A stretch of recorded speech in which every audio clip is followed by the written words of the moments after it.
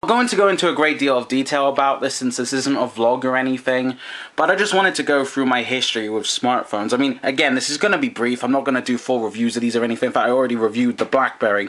But regardless, I just kind of want to go through it anyway for retrospective's sake. Now, this was the first smartphone I ever got. I got it January 2011, and I first used it when we were visiting my nan and granddad up in the north in Newcastle in late 2010. That was one of the last visits we ever had, actually.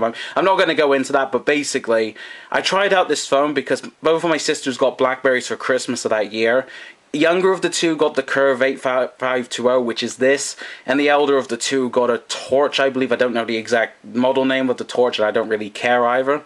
But this phone, honestly, because the thing is, even though the iPhone, etc., had all been around since like 2007, I know smartphones have been around for years, but I mean, you know, since they became prominent, I had actually managed to just completely live under a rock, and I knew absolutely nothing about them outside the fact that they existed. So when I first used this, it amazed me. So for a few months, I'm like, holy shit, I can tweet on the move, I can use the internet, and it's just all amazing to me. But long story short, come April, May of 2011, I got completely and utterly fed up with it because, you know, it was so slow, the App Store was so limited, among other things, and yeah, you get the idea. I got sick of it.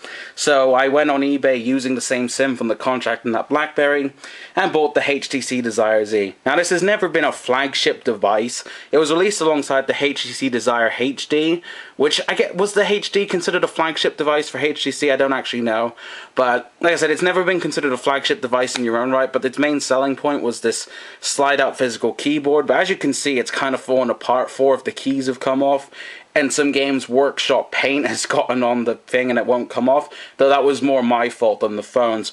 But yeah, 4 of the keys fell off, and it's only 4 of the keys, but it definitely affected the comfort factor, and I'm not going to actually tweet this, but it makes pressing into these keys a lot more uncomfortable. So as a result of that, I would actually find myself using the on-screen keyboard. So even though this has a physical keyboard, I've been primarily using it as an on-screen one because the keyboard isn't as good as it used to be. So yeah, I mean, I love this phone. It definitely served me well.